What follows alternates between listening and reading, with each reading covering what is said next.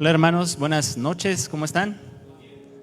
Qué bueno, gracias a Dios que estamos reunidos en la casa del Señor para estar con Él y aprender de su palabra, ¿verdad?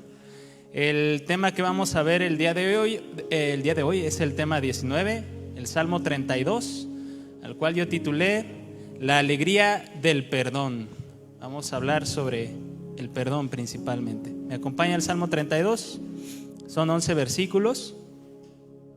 Es un salmo de David, un salmo muy precioso. Y dice así: Bienaventurado aquel cuya transgresión ha sido perdonada y cubierto su pecado. Bienaventurado el hombre a quien Jehová no culpa de iniquidad y en cuyo espíritu no hay engaño. El verso 3 dice: Mientras callé, se envejecieron mis huesos en mi gemir todo el día. Porque de día y de noche se agravó sobre mí tu mano, se volvió mi verdor en sequedades de verano. Selah. Mi pecado te declaré y no encubrí mi iniquidad. Dije: confesaré mis transgresiones a Jehová, y tú perdonaste la maldad de mi pecado. El verso 6: Por esto orará a ti todo santo en el tiempo en que pueda ser hallado. Ciertamente en la inundación de muchas aguas no llegarán estas a él. Tú eres mi refugio, me guardarás de la angustia, con cánticos de liberación me rodearás. Te haré entender y te enseñaré el camino en que debes andar. Sobre ti fijaré mis ojos. No seas como el caballo o como el mulo, sin entendimiento, que han de ser sujetados con cabestro y con freno, porque si no, no se acercan a ti. Muchos dolores habrá para el impío, mas al que espera en Jehová le rodea la misericordia. Y el último verso, el 11, dice: Alegraos en Jehová y gozaos, justos, y cantad con júbilo todos vosotros los rectos de corazón. Amén. Si me acompañan cerrando sus ojos a hacer una breve oración. Amado Dios, en esta noche te damos gracias por el amor que tienes hacia cada uno de nosotros, tu amor que nos sostiene, tu amor que nos cuida. Y si podemos estar el día de hoy aquí y acercarnos a tu presencia, es porque tú has perdonado nuestros pecados. Es porque tú has cambiado nuestro corazón. Tú has hecho una obra y sigues haciendo una obra en nuestro interior tan grande, Señor. Te damos gracias porque tú abriste nuestros ojos a tu amor, a tu sacrificio, a tu bondad.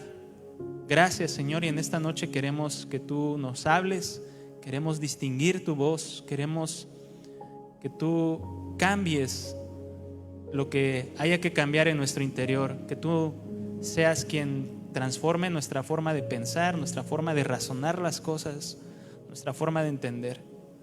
Ayúdame, yo te pido que tú me ayudes, que me des de tu gracia para poder exponer tu palabra conforme a tu voluntad. Te damos gracias en el nombre de Jesús. Amén. Amén, hermanos. Yo creo que todos los que estamos aquí, sin excepción alguna, en algún momento de nuestras vidas hemos tenido que pedir perdón, perdonar a alguien, ¿verdad? Todos estamos familiarizados con la idea del perdón. Y esta experiencia sucede más frecuentemente cuando somos pequeños y nuestros padres nos obligan a pedirle perdón al amiguito con el cual nos peleamos, o cuando hicimos algo que no estaba bien, pues nuestros papás si son buenos padres, nos corrigen, ¿no? Y nos dicen: no, pídele perdón al fulanito, a tu amiguito, ¿no? O pídele perdón a tu mamá. Mi hija usualmente a veces hace travesuras y luego no sé qué le da por pegarle a su mamá. Y le digo: hija, ¿qué acabas de hacer? Pídele perdón. Perdón, mami. Ya, ¿no? Le pide perdón. Y sucede que cuando somos niños pedimos perdón o obedecemos a nuestros papás, no porque entendamos la situación muchas veces, sino porque queremos evitar que nuestros papás pues se enojen más con nosotros, ¿no? Y cuando somos niños no entendemos por completo lo que significa, lo que implica el perdón. Y cuando vamos creciendo sin el Señor, cuando vamos creciendo, esta idea y esta noción del perdón también nos es un poco borrosa, nos es un poco difícil de comprender de manera completa, porque pensamos que pedir perdón a veces es como símbolo de debilidad o de inferioridad. El mundo así lo tiene, ¿no? Difícilmente una persona le va a pedir perdón a otra sin Cristo, ¿no? No sé si han escuchado a alguien decir en algún momento: yo no me arrepiento de nada. ¿Lo han escuchado mencionar a alguien? Imagínense, ¿no? ¿Qué habrá en el corazón de esa persona que no entiende que ha hecho cosas que están mal y por las cuales necesita, pues, pedir perdón? Hay veces cuando estamos jóvenes, ¿no?, que queremos hacer algo y decimos: pues es mejor pedir perdón que pedir permiso, ¿no? No sé si la aplicaron o solo yo. Y es porque no entendemos completamente lo que significa el perdón. Y incluso puede que, aun cuando vengamos al Señor a los pies de Cristo, puede que perdonar nos siga implicando trabajo, nos siga costando trabajo. Puede que lo entendamos, pero nos es difícil acercarnos con nuestro hermano y decirle: oye, perdón por lo que hice, perdón por lo que dije. Incluso con nuestra pareja, los que estamos casados, ¿no? Nos cuesta acercarnos con nuestra pareja y pedirle perdón cuando hacemos algo que la ofendió o que no estuvo bien. Y puede ser que pensemos que por ser cristianos vamos por la vida tratando bien a todo mundo, ¿no? Es que ya soy cristiano, entonces casi como por default yo no me porto mal. Casi como por default yo trato bien a todas las personas. No tengo necesidad de pedir perdón. Pero al contrario, siendo cristianos es cuando más debemos ser sensibles a nuestras equivocaciones y pedir perdón. Y es importante empezar definiendo, pues, qué es el perdón, ¿no? El diccionario lo define de esta manera: perdonar es cuando una persona olvida la falta que ha cometido otra contra ella o contra otros y no guarda rencor y no lo castiga o no toma en cuenta una deuda o una obligación. Perdonar entonces es olvidar, según el diccionario, y no guardar rencor y no desear el castigar a la otra persona. Es una definición de diccionario, pero el perdón del Señor es mucho más profundo y va más allá, y eso es lo que vamos a ver. En el Salmo 32, el que acabamos de leer, vamos a ver 5 puntos, quisiera yo mencionarlos, y un sexto que no viene en el Salmo, pero pues yo lo agregué, entonces ahí me perdonarán. Y dice el versículo 1 y el versículo 2: bienaventurado aquel cuya transgresión ha sido perdonada y cubierto su pecado. El verso 2: bienaventurado el hombre a quien Jehová no culpa de iniquidad y en cuyo espíritu no hay engaño. El primer punto que vamos a ver es que el perdón de Dios produce gozo en el corazón, produce alegría. Y David estaba hablando de sí mismo. Bienaventurado, como diciendo: yo soy dichoso, yo soy bienaventurado, yo. Aunque lo habla como en general, dice: bienaventurado aquel cuya transgresión ha sido perdonada y cubierto su pecado. Bienaventurado el hombre a quien Jehová no culpa de iniquidad y en cuyo espíritu no hay engaño. Se dice que este salmo, el Salmo 32, lo escribió David posteriormente al Salmo 51. Si recuerdan, nuestro pastor Memo nos compartió ese salmo en 2 miércoles, en 2 partes. Si no lo han escuchado, yo les invito a que lo escuchen, está muy, muy interesante.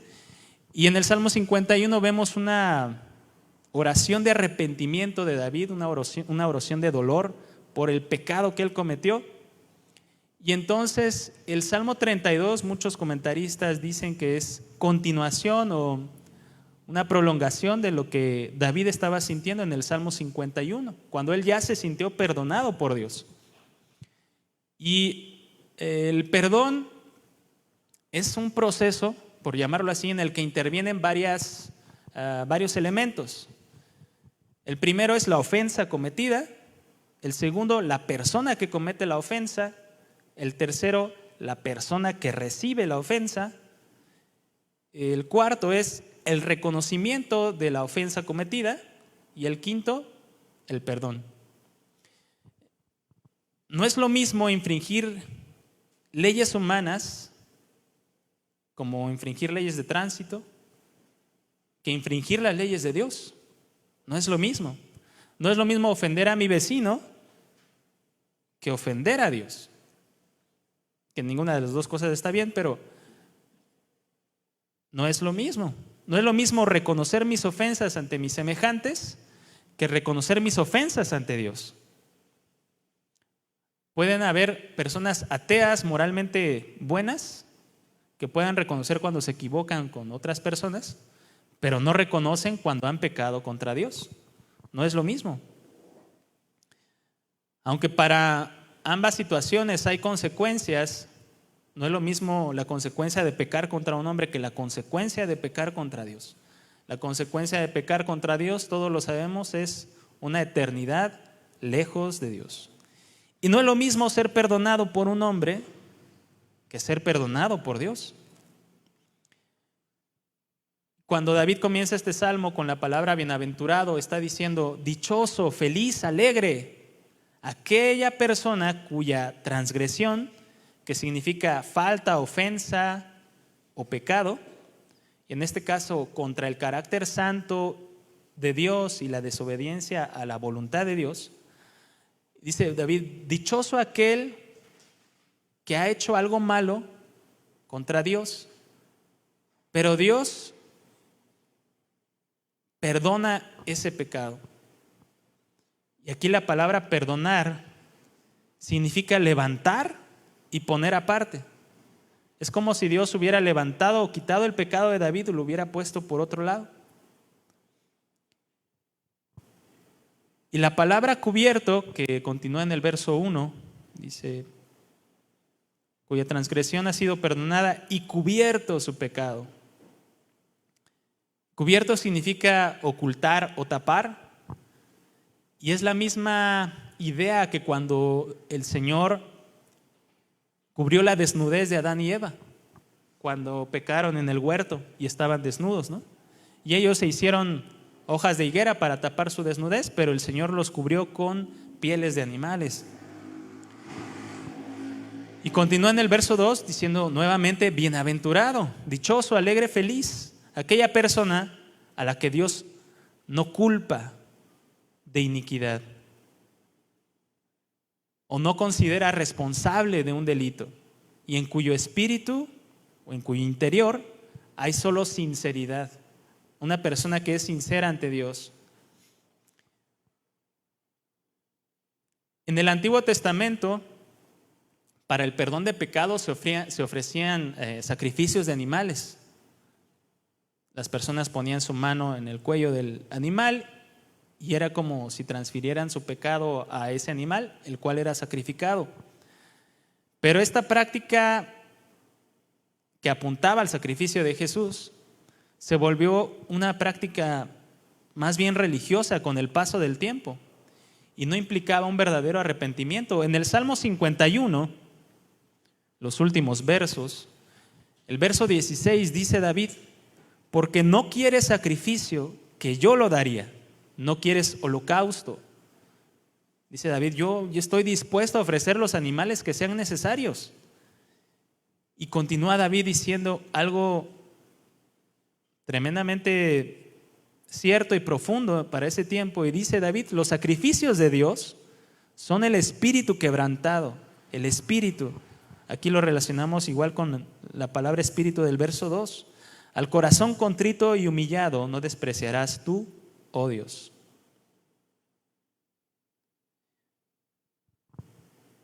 ¿Recuerdas tú cómo te sentiste la primera ocasión que le pediste perdón a Dios por tus pecados? Yo lo recuerdo, fue hace años, hace pocos años, que lo hice yo en mi cuarto a solas. Estaba yo joven, tenía yo 16 años. Y yo en mi cuarto me encerré con Dios y me arrodillé y le pedí perdón a Dios por mis pecados. Y yo sentí, pues a mi corta edad, pues que a lo mejor no eran muchos pecados, eran muchos, pero el caso es que yo le pedí perdón a Dios por mis pecados y sentí como si un peso de mis hombros fuera removido. No sé si a ustedes les pasó algo parecido. Cuando ustedes se entregaron a Dios fue como si caminaran más liviano, ¿no? Y es parecido a lo que comenta David. Es como si Dios hubiera quitado de ti el pecado y lo hubiera puesto en otro lado y ahora caminas pues más ligero. Y cuando comenzaba yo en mi vida cristiana y que yo cometía pecados, que yo sabía que había hecho algo mal y iba y me arrepentía delante de Dios, yo sentía en mi interior, sentía como algo diferente, como si, sí, Dios, le pedí perdón a Dios y Dios perdonó mi pecado, entonces ya me sentía tranquilo. Yo no me sentía tranquilo hasta que le pedía perdón a Dios. Y todas esas experiencias, yo recuerdo la primera ocasión y todas las veces posteriores en las que le pedí perdón a Dios, que después de pedirle perdón yo estaba, como les decía, tranquilo, en paz, alegre. Porque antes como no me sentía a gusto, no me sentía tranquilo, si no iba yo y me encerraba en mi cuarto y le pedía, Señor, perdóname por esto que hice. Perdóname, Señor. Y yo sentía el perdón de Dios en mi vida, en mi corazón, y eso cambiaba mi estado de ánimo, cambiaba mi corazón. Y eso daba alegría a mi corazón.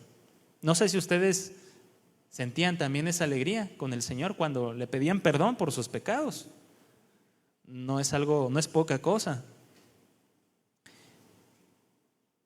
Y de estos pasajes, de estos dos primeros versos podemos aprender que un sincero arrepentimiento produce un sincero gozo de parte de Dios en el corazón del hombre,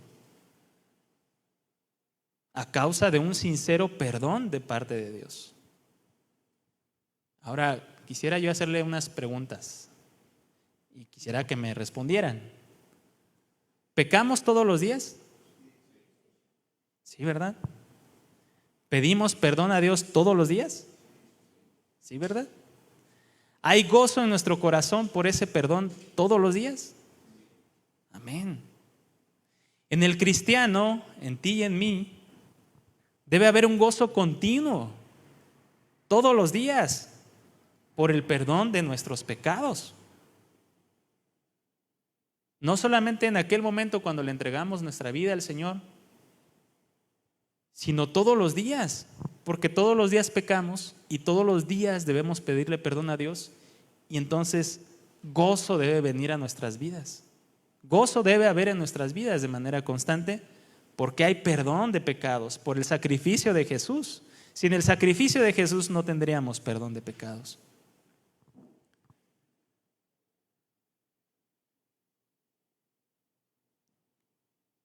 ¿Por qué podemos tener gozo cada día entonces? Porque si tenemos una relación con Dios y no una religión, cada día le pediremos perdón a Dios con sinceridad y cada día Él nos perdonará y cada día habrá gozo en nuestro corazón. Un proverbio dice que la vida del justo es como un banquete continuo. Todos los días debe haber gozo en nuestro corazón por ese perdón de nuestros pecados.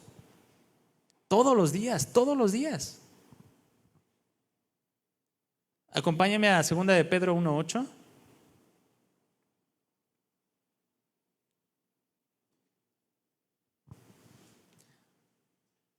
Pedro, hablando sobre las virtudes de la vida cristiana, los primeros versículos, en este verso 8 y 9 da una conclusión muy bonita que vamos ahorita a desarrollar. Dice: porque si estas cosas están en vosotros y abundan, no os dejarán estar ociosos ni sin fruto en cuanto al conocimiento de nuestro Señor Jesucristo. Es decir, vas a tener un conocimiento de Jesús si haces las cosas que mencionó antes. Y continúa en el verso 9. Pero el que no tiene estas cosas tiene la vista muy ¿qué? Muy corta. ¿Es qué? Ciego, habiendo olvidado la purificación de sus antiguos pecados. Vamos a enfocarnos en este verso 9 y a relacionarlo.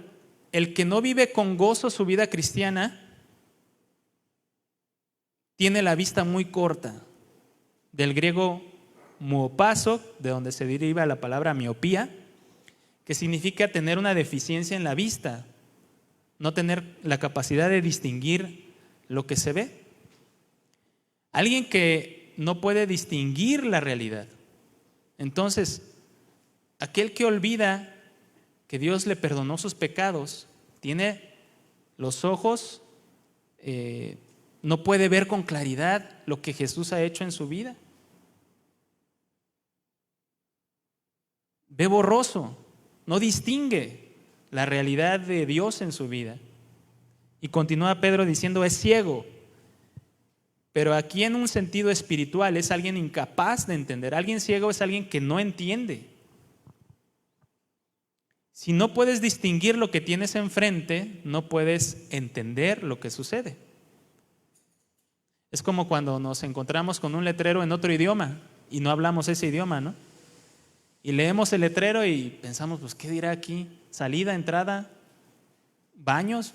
No sabemos, porque no entendemos el lenguaje, el idioma. Entonces, no sabemos el lenguaje, el idioma, entonces no entendemos. Y así a veces pasa con el Señor. El Señor nos habla y nosotros no hacemos caso, no queremos entender. Y continúa mencionando, habiendo olvidado la purificación de sus antiguos pecados. Alguien que ha olvidado la purificación de sus pecados es alguien que no vive con gozo su vida cristiana. Y olvidar, aquí es la palabra clave. Olvidar. Y olvidar significa dejar de retener en la mente. Dejar de retener en la mente, dejar de pensar en algo o en alguien. Dejar de tener en cuenta y dejar de hacer algo por descuido. Entonces, cuando tú olvidas el perdón de tus pecados, es porque pues vives todos tus días sin acordarte que Dios perdonó tus pecados a través del sufrimiento de Jesús. Vivimos la vida cristiana a veces como monótonamente, sin traer a la mente, sin traer al corazón, sin traer al pensamiento lo que costó nuestro perdón. Olvidamos a Jesús. ¿Qué tan seguido pensamos en el sacrificio de Cristo? ¿Qué tan seguido pensamos en la sangre de Cristo derramándose en la cruz por nosotros? ¿Qué tan seguido? ¿Qué tan seguido pensamos en nuestros pecados pasados cuando vivíamos sin conocer al Señor? ¿Qué tan seguido pensamos en lo que costó nuestro perdón? ¿Hemos descuidado nuestra comunión o nuestro amor por Dios? Es algo que tenemos que reflexionar y que tomar en cuenta. No olvidar ningún día de nuestra vida la obra de Cristo Jesús. Ningún día de nuestra vida. Escuchaba yo a un predicador hace algunos años y mencionaba, ¿hace cuánto tiempo que no has llorado en la presencia de Dios recordando cuánto te perdonó el Señor? ¿Hace cuánto tiempo que tu corazón no se quebranta y llora delante de la presencia del Señor por lo grande de su amor y de su perdón hacia tu vida y de lo que costó que tuvieras perdón de tus pecados? A veces somos insensibles al sacrificio de Jesús. Pudiera ser extraño mencionarlo, porque se vuelve algo hasta cierto punto repetitivo. Entonces ya lo hemos escuchado una y otra vez, lo sabemos, pero no nos detenemos a reflexionar, a pensar, a profundizar, a meditar, a verlo en la palabra. Señor, ¿te costó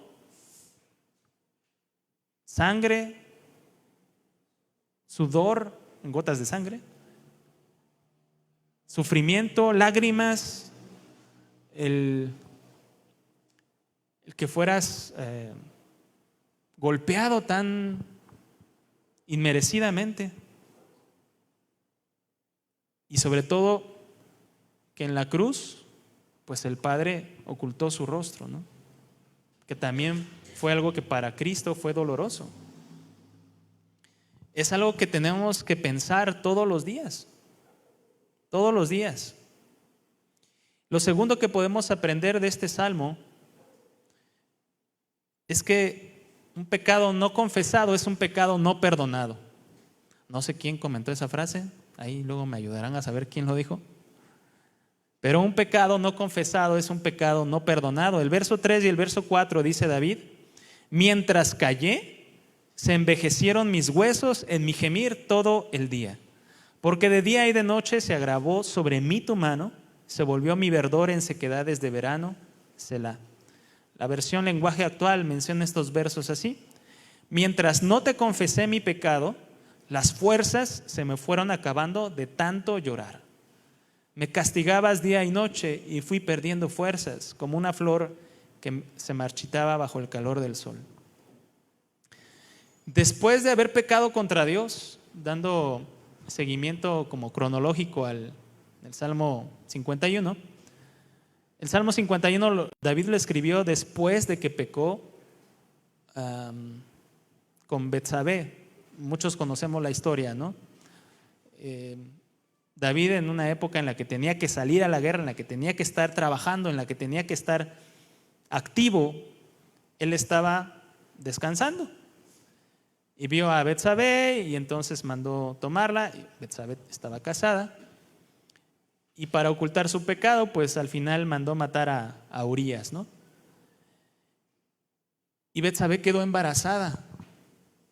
Y menciona 2 de Samuel, creo que es 12, que llega a David un profeta, Natán, donde le cuenta una historia, una parábola, para hacerle reflexionar sobre su pecado. Para esto, el hijo de Betsabé ya había nacido. Es decir, pasaron 9 meses, incluso un poco más de tiempo, no sabemos exactamente si fue un año, a lo mejor menos de un año o más de un año, cuando llegó Natán. Y yo no me imagino cómo era la vida de David durante ese tiempo en el que no se arrepintió de su pecado.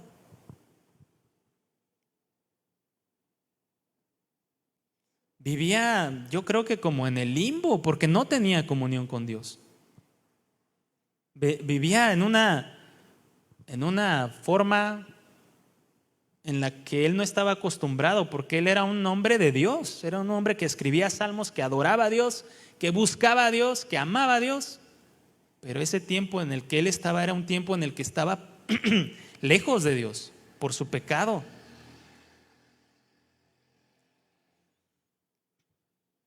Y esto nos enseña que entre más tardemos en pedir perdón a Dios por nuestros pecados o a nuestros semejantes, por una ofensa que hayamos cometido, nuestro corazón va a tender a normalizar el pecado. Va a intentar diluir esa ofensa, va a intentar diluir el pecado que cometimos contra Dios, hasta el momento de hacernos creer que no fue tan grave. Ay, mi vecino, bueno, le eché la basura a mi vecino o le dije una grosería y mi vecino, pues, ahí está, no es tan grave. Pequé contra Dios, dije una mentira, fraudé a mi compañero, bueno, pues mi compañero, pues ahí está, no es tan grave. David se negaba a confesar a Dios su pecado y se negaba a arrepentirse. Esto debilitó su vida espiritual, sin duda alguna, y debilitó su comunión con Dios. David dejó de dar fruto, es lo que entendemos por esta frase de se volvió mi verdor en sequedades de verano. Dejé de dar fruto. Y ciertamente pecar contra Dios es algo muy grave, pero es más grave no reconocer ese pecado y permanecer en la necia idea de que no es necesario arrepentirse inmediatamente, que ya habrá tiempo tal vez más adelante. Leí una frase en alguna ocasión que decía, no es tan grave cometer un error, lo grave es permanecer en ese error. Porque si alguien reconoce el pecado, si David hubiera reconocido su pecado pronto, su comunión con Dios hubiera sido restaurada más pronto.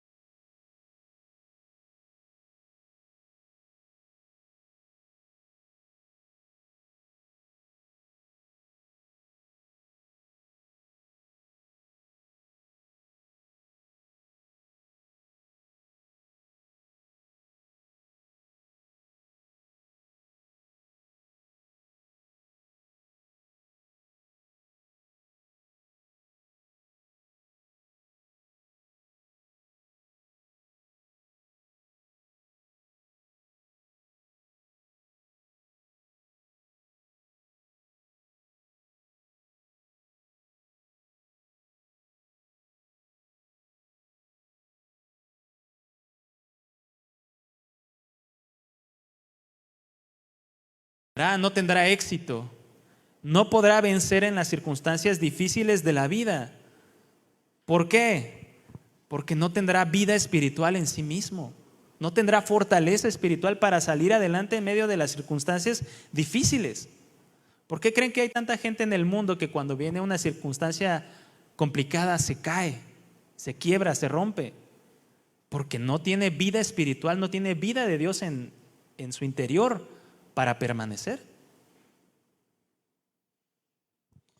Entonces, ¿qué debemos hacer cuando pecamos? Siguiendo este versículo, lo primero es confesar nuestros pecados, pedirle perdón a Dios. Primera de Juan 1:9 dice, si confesamos nuestros pecados, Él es fiel y justo para perdonar nuestros pecados y limpiarnos de toda maldad. Entre más rápido reconozcamos, entre más rápido confesemos nuestro pecado, es mucho mejor para nosotros. Dios perdona nuestros pecados si y solo si los confesamos y nos arrepentimos. Como mencionábamos al principio, Dios no puede perdonar un pecado del cual tú no le hayas pedido perdón, del cual tú no le hayas confesado. Y confesar, dice el diccionario, que es sacar a la luz lo que está oculto.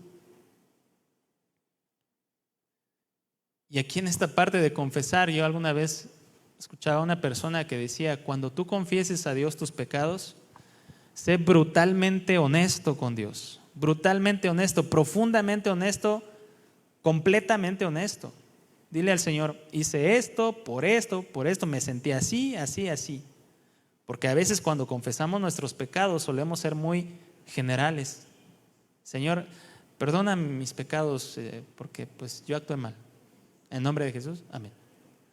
Y no profundizamos en ese pecado que cometimos, ¿no? Dios lo sabe por completo, obviamente. Dios conoce todas nuestras acciones, toda nuestra vida. Pero es necesario para tu salud espiritual que puedas ser claro con Dios. Que no le ocultes nada, que no intentes ocultar algo a Dios. Muchas veces mencionan los pastores, y yo creo que le ha pasado al pastor Memo, que cuando las personas van a consejería, usualmente no cuentan por completo la historia, cuentan lo que les conviene o cuentan algo parcialmente. Y entonces el consejo que el líder espiritual, el pastor les da, a veces no es tan acertado porque no tiene toda la información. Y entonces la persona dice, yo hice lo que usted me dijo, pastor, pero no me fue bien. Es que se me olvidó decirle que esto también iba así, así, así.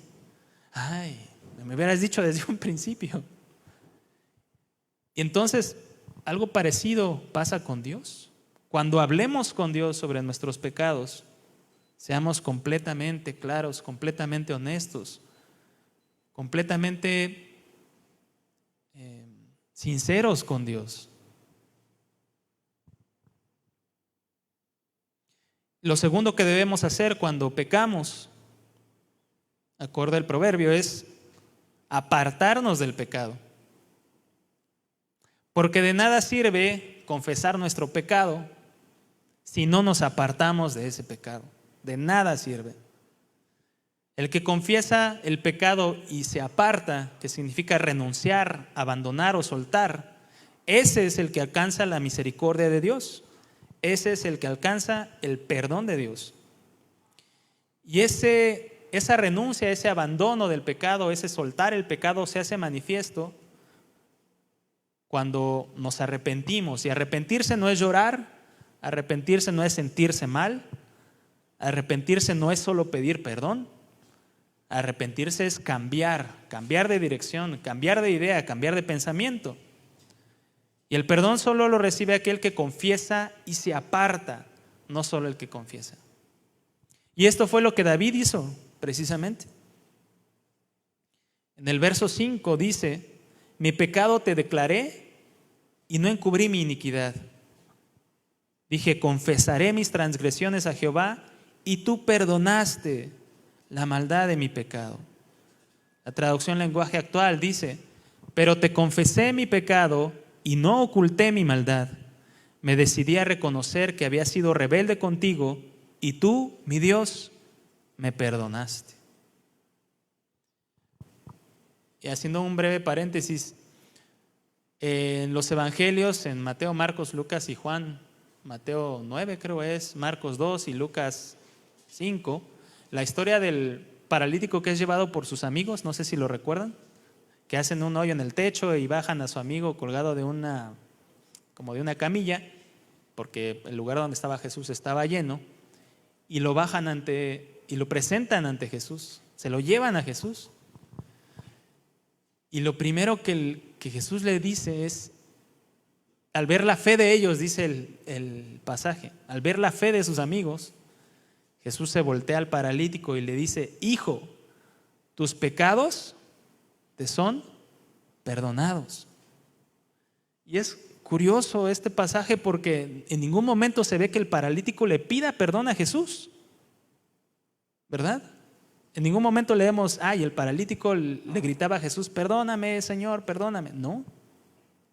¿Por qué fue que Jesús le perdonó sus pecados? Porque este hombre ya se había arrepentido. Este hombre tenía un corazón inclinado hacia Dios, aún en la situación en la que él estaba. Dios no puede perdonar un pecado del cual otra persona no haya pedido perdón y no se haya arrepentido. Entonces Jesús conocía la vida de este paralítico, conocía la intención de su corazón, conocía sus pensamientos, conocía que este hombre ya se había arrepentido y le perdonó sus pecados. Y bueno, ahí cierro el paréntesis.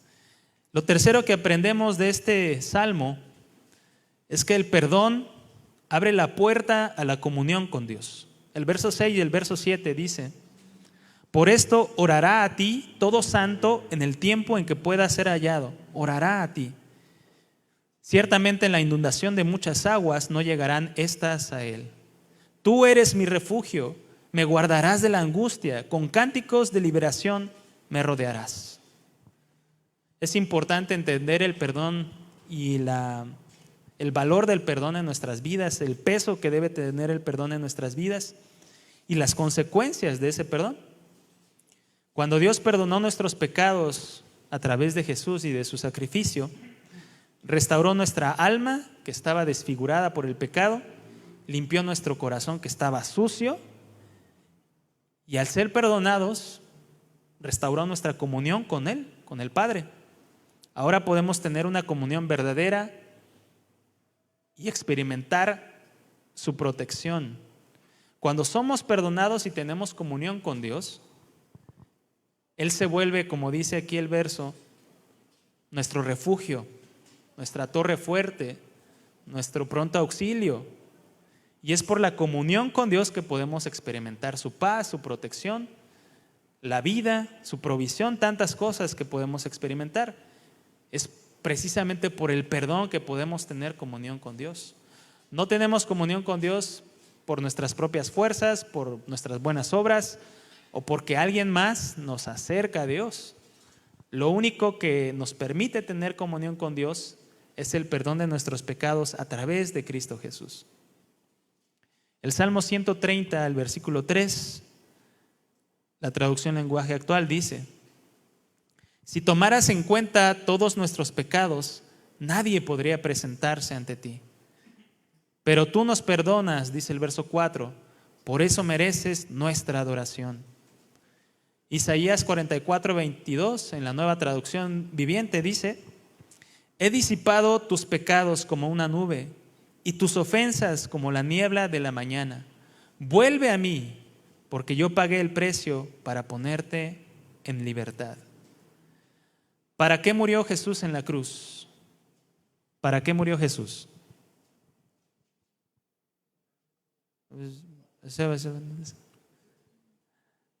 Para el perdón de nuestros pecados y para que tú y yo tengamos comunión con el Padre.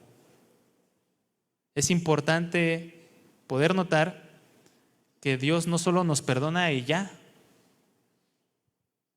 No, Dios no nos perdona y bueno, a ver, ya te perdoné y bueno, pues sigue tu vida. No. Dios nos perdona para tener comunión con Él. Lo cuarto que podemos aprender de este salmo es que el perdón nos da entendimiento y nos enseña el camino a seguir. El verso 8 y el verso 9 dice: te haré entender y te enseñaré el camino en que debes andar. Sobre ti fijaré mis ojos. No seas como el caballo o como el mulo, sin entendimiento, que han de ser sujetados con cabestro y con freno, porque si no, no se acercan a ti. Dios pone su mirada sobre nosotros. ¿Cuántos saben que Dios tiene su mirada sobre nosotros? Te invito a que le digas a la persona que tienes a un lado: Dios tiene su mirada sobre ti.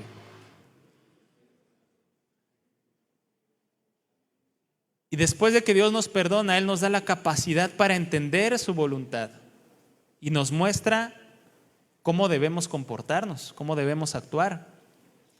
Y cuando alguien no quiere entender, cuando alguien se niega a aceptar la voluntad de Dios, no se quiere comportar como Dios se lo pide, Dios lo compara como un caballo, como un mulo, alguien que no tiene entendimiento, alguien que necesita lo que aquí es el cabestro y freno, es lo que se le pone a los caballos, es como unas cintas donde se ponen las riendas y se jalan a los animales para que te hagan caso, como una correa más o menos, ¿no?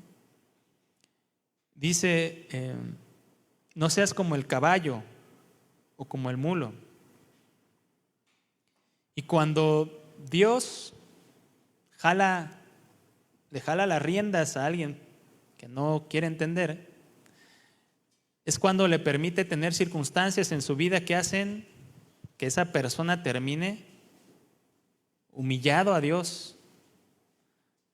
A veces necesitamos pasar situaciones difíciles, dolorosas, tristes, para acercarnos a Dios. Porque si no, a lo mejor no nos acercamos a Dios nunca, ¿no? Necesitamos experimentar ya sea una enfermedad, una escasez. Necesitamos experimentar dolor para venir a los pies de Dios. No sé cuántos de los que estamos aquí necesitamos que Dios nos jalara las riendas para venir a Él, pero bendita la aflicción, como decía un predicador, bendita la aflicción, bendito el problema, bendito el dolor que nos llevó a los pies del Señor. Amén.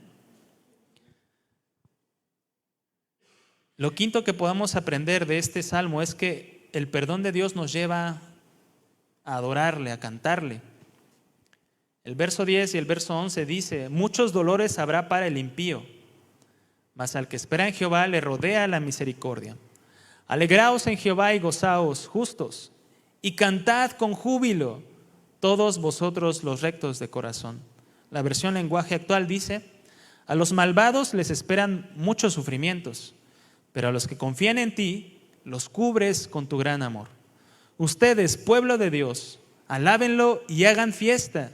Y ustedes, los de corazón sincero, canten a Dios con alegría. No hay adoración más preciosa, creo yo, estoy seguro, que la que viene de aquel corazón que le canta a Dios agradecido por el perdón de sus pecados, recordando el perdón de sus pecados, recordando la misericordia recibida. Ese corazón que se alegra en el perdón de Dios y le canta. Dice un verso en un salmo, dice: cantaré a ti porque me has hecho bien. Y a mí me ha pasado en ocasiones cuando yo estoy aquí tocando y cantando, ya sea dirigiendo o cuando dirige San Andrés, que diga Andrés, y yo estoy tocando y recuerdo, estoy con mis ojos cerrados y empiezo a recordar la bondad, la misericordia de Dios hacia mi vida, que ha sido tan grande, tan grande, tan grande. Y entonces, en lugar de cantar, se me quiebra la voz y ya no puedo cantar, me asilencio. Y pues no sé, a lo mejor lo han visto, espero que no, pero sí se me ha salido una que otra de cocodrilo. Y es porque yo, mientras estoy cantando y adorando a Dios, me acuerdo de la misericordia de Dios hacia mi vida, tan grande. Me acuerdo de su perdón, de su ayuda, de cómo no me pagó conforme a mis rebeliones. Y yo recuerdo que cuando hace algunos años, cuando yo veía a mi mamá, estábamos en algunas reuniones en la congregación y estaba el tiempo de alabanza, y veía yo a mi mamá con los ojos cerrados, con sus manos levantadas, y ella bien metida adorando a Dios. Y yo decía: pero si se oye medio, no se oye tan bien la música, decía yo, el que está cantando se le fue uno que otro gallo. Y yo, pero mi mamá está bien metida, mi mamá está profundamente metida en la adoración a Dios. Y eso llamaba mi atención en esos primeros años, ¿no? También cuando, no sé si vaya a ver esto a mi papá, pero bueno, si lo llegas a ver, papá, te amo mucho. Mi papá toca la guitarra y mi papá canta bonito. Pero cuando toca la guitarra es un poco arrítmico, como que no sabe rasguear, no sabe tocar muy bien la guitarra. Y a mí eso me desconcentra como no tienen idea. Entonces, a veces cuando mi papá empezábamos en el cristianismo y él empezaba a tocar la guitarra, alabanzas y así, mi papá empezaba a tocar y yo también tocaba y quería tocar junto con él y no podía, de plano no podía. Entonces pues ya mejor lo dejaba que tocara él. Y a mí me desconcentraba, o sea, de plano, yo no podía cantar alabanzas con mi papá en los primeros tiempos. Ahorita ya un poco más. Pero yo me acuerdo de a mi mamá le valía 2 cacahuates si mi papá cantaba bien o era rítmico o le salía bien. Mi mamá estaba adorando a Dios. Mi mamá estaba metida adorando a su Señor. Y pasa que a veces durante el tiempo de la alabanza nos dejamos distraer, nos dejamos desviar porque pues a lo mejor al Iván se le salió un gallo o no rasgueó bien o porque no se oye muy bien la guitarra junto con el teclado, porque el baterista está ahí encerrado no tocó a tiempo. A veces nos distraemos. Durante el tiempo de alabanza y de adoración, tu alabanza y tu adoración a Dios no debe depender de cuán buena sea la música o de cuán bueno está la canción nueva no debe depender de la música. ¿Influye mucho? Sí, influye. Pero tu adoración a Dios no debe depender del líder de alabanza o de la música. No, tu adoración a Dios debe depender de tu agradecimiento a Dios. Desde aquí todos se ven. Y durante el tiempo de alabanza y de adoración, todos se ven. Y hay personas que sí están distraídas o están con sus manos agarradas como en firmes, cuando éramos de la secundaria, mirando al piso. Y yo digo, pues, ¿qué estará pensando? Estamos en la adoración y la persona así viendo al piso, ¿no? O viendo al techo. Y yo digo, no, pues, ¿qué? Tan feo tocamos, digo. Nada, pero no es por ahí, es porque la persona su corazón está en otro lado. Entonces, yo les invito, les animo, les exhorto a que puedan meterse profundamente en la alabanza y en la adoración. No importa si está desafinado el que canta o si la guitarra está desafinada en una cuerda. Si ustedes están agradecidos con Dios, van a adorarle y alabarle. No importa si nos caemos de aquí de la plataforma, ¿no? No importa, porque su corazón está en el lugar correcto, ¿no? Y como sexto punto, que les decía, no viene en el Salmo, pero yo lo quise agregar, debemos perdonar a otros porque Dios nos ha perdonado. En los evangelios continuamente Jesús hablaba del perdón, muchas veces, 70 veces 7, ama a tus enemigos. El que no perdonara de todo su corazón las ofensas a sus hermanos. Muchas veces hablaba Jesús del perdón. Para Jesús era de suma importancia que sus discípulos pudieran aprender a perdonar. ¿Por qué? Porque iban a vivir circunstancias en un futuro que requerían que tuvieran un corazón perdonador. Iban a sufrir afrentas, golpes, persecuciones. ¿Y cómo iban a mostrar el amor de Dios si no era perdonando? Un rasgo completamente distintivo de un discípulo de Cristo es su carácter perdonador. Y esto es imprescindible, porque siempre van a haber circunstancias que requieran de ese carácter cristiano del que nos habla continuamente nuestro pastor. Carácter de Cristo, carácter para perdonar.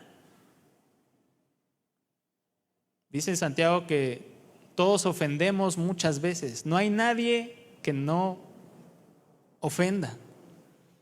Y eso es una mala noticia. Tú vas a ofender a alguien y alguien te va a ofender a ti.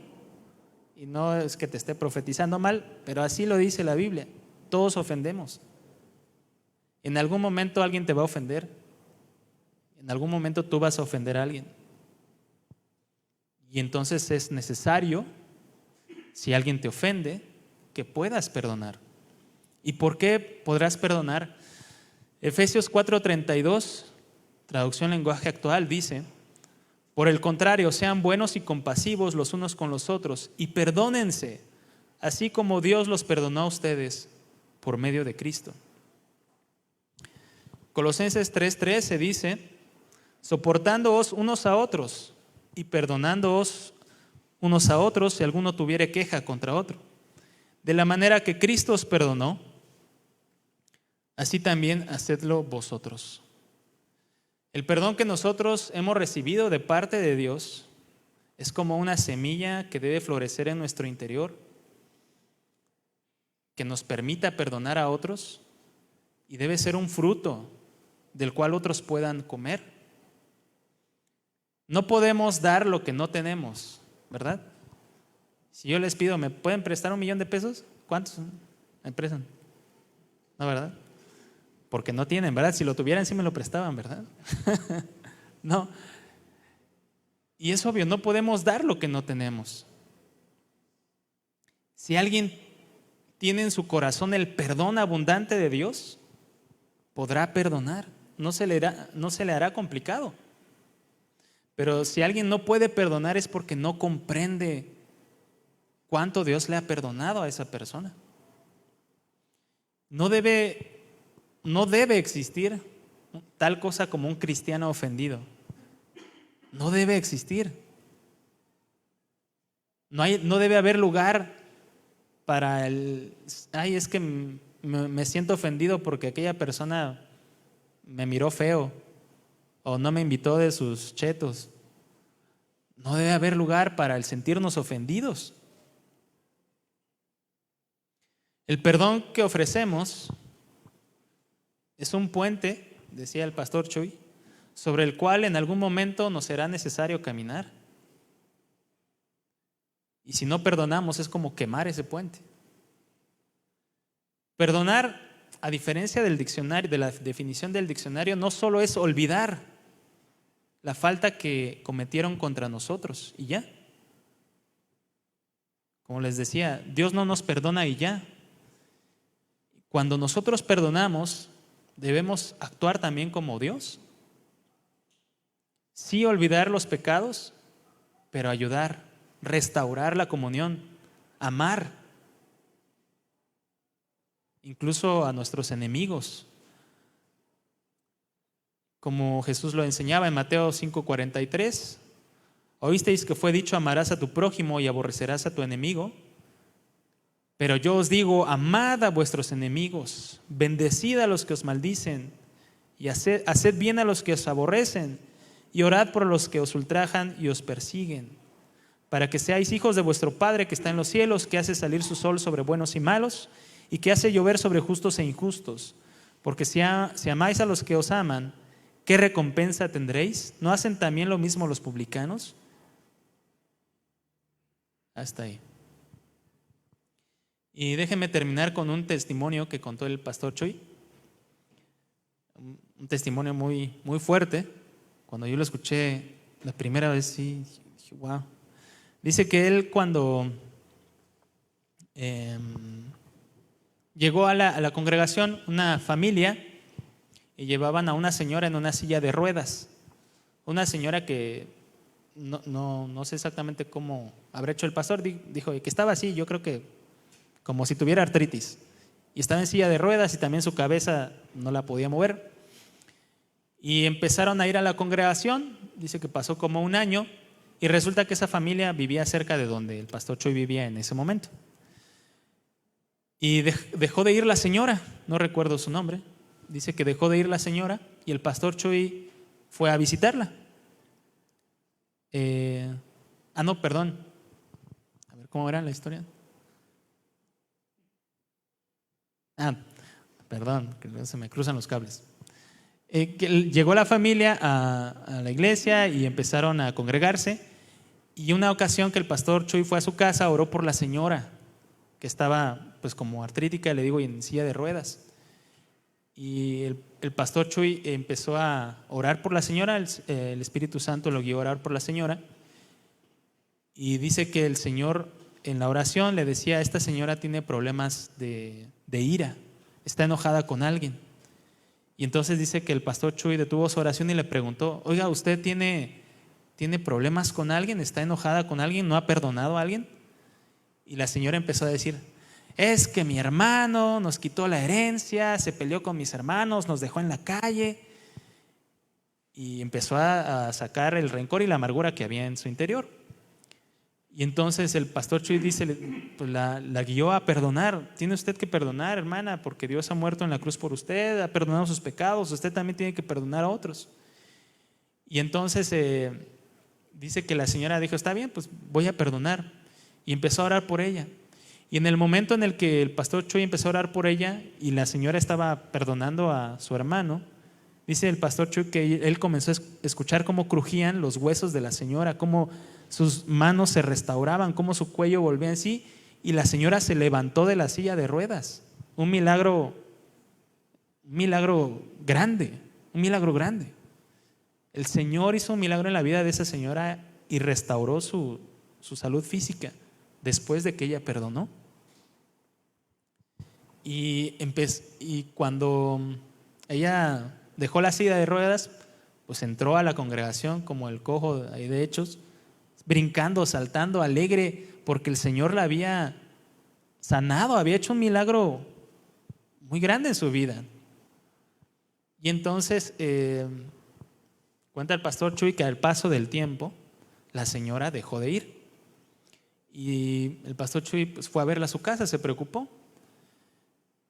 Y dice que cuando llegó al cuarto, vio otra vez a la hermana en silla de ruedas, artrítica y toda chueca otra vez. Una cosa difícil, fea, ¿no? Y el pastor le preguntó: hermana, ¿qué pasó? Y dice que la señora le dijo: es que mi hermano nos dejó en la calle y no nos ha dado el dinero. Dice que el pastor Chuy pues se sintió muy triste, ¿no? Y es una cosa impresionante, ¿no? Lo que la falta de perdón puede hacer, lo que el perdón puede hacer y lo que la falta de perdón puede hacer. Comenta el pastor Chuy que la señora murió y para poderla meter en el cajón tuvieron que cortar a la señora porque de tan engarrotada que estaba, ¿no? Y eso es una enseñanza tan cercana o tan clara de la importancia del perdón en nuestras vidas, ¿no? Y como conclusión, pues es importante reconocer cuando pecamos a Dios, ¿no? Y reconocer que cuando experimentamos el perdón de Dios, nuestras vidas deben cambiar y permanecer en esa comunión con Dios.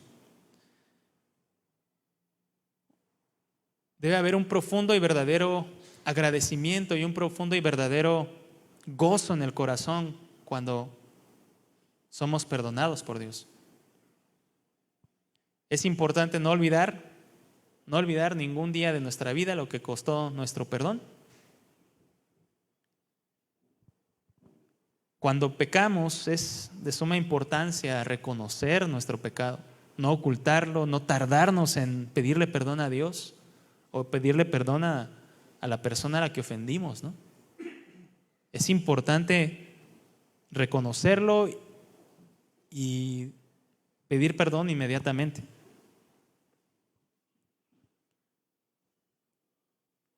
Lo más importante en la vida cristiana es y siempre será nuestra comunión con Dios. Es lo más importante que tú y yo tenemos en la vida.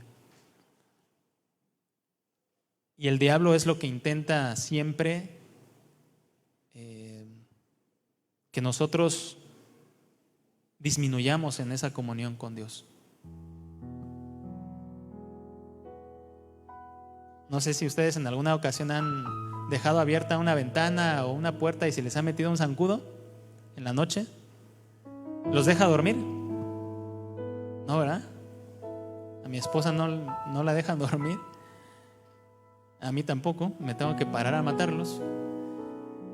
Y la falta de perdón es parecido a como dejar una rendija abierta por la cual se mete el enemigo y no nos deja en paz y no nos permite descansar.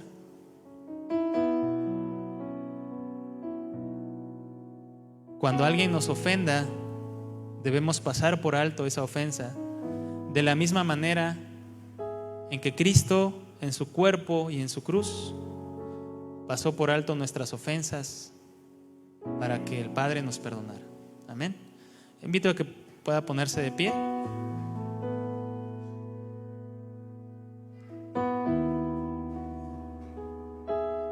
Vamos a terminar con una oración.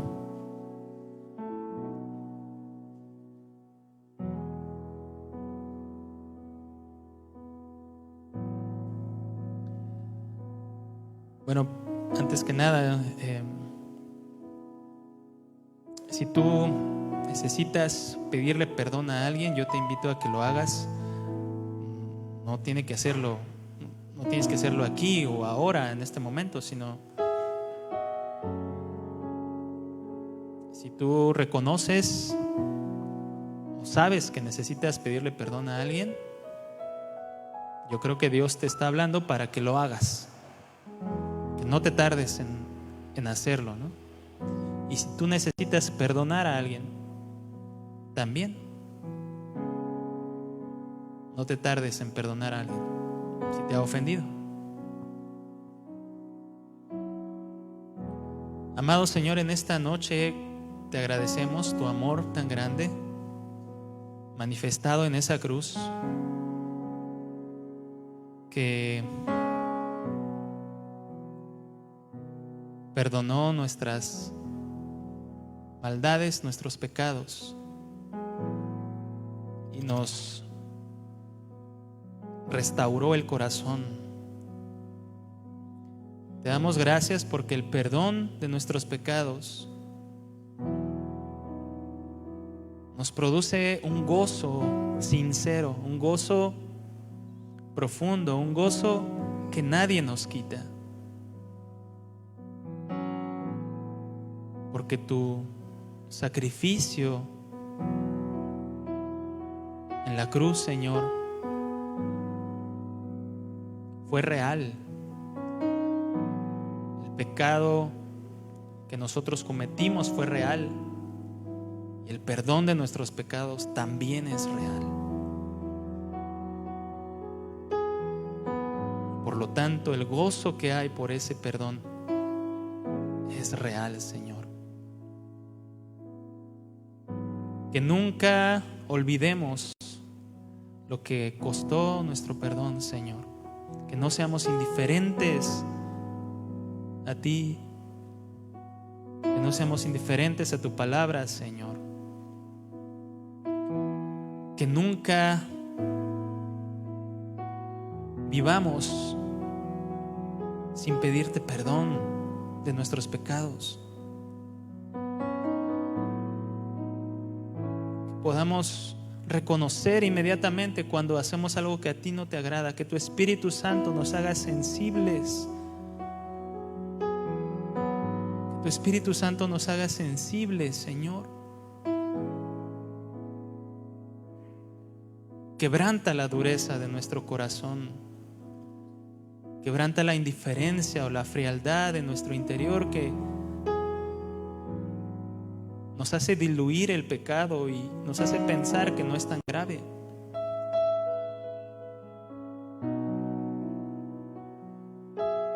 Ayúdanos, Señor, porque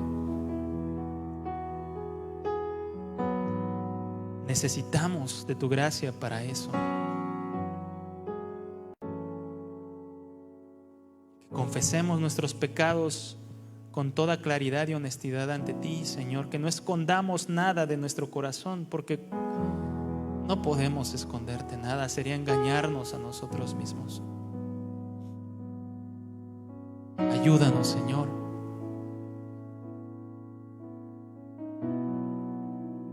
A amarte como tú lo mereces, Señor. A vivir siempre agradecidos con tu perdón.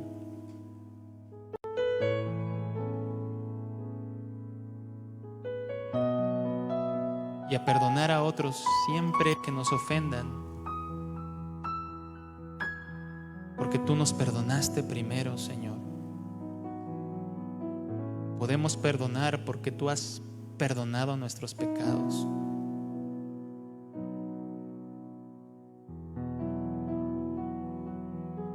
Ayúdanos a reconocer también cuando ofendemos a alguien y pedir perdón. Te damos gracias en esta noche, Señor. Gracias por tu palabra y llévanos con bien a nuestro hogar. Te damos honor y gloria a ti, Señor, en el nombre de Jesús. Amén. Amén. Démosle un aplauso fuerte a nuestro Dios.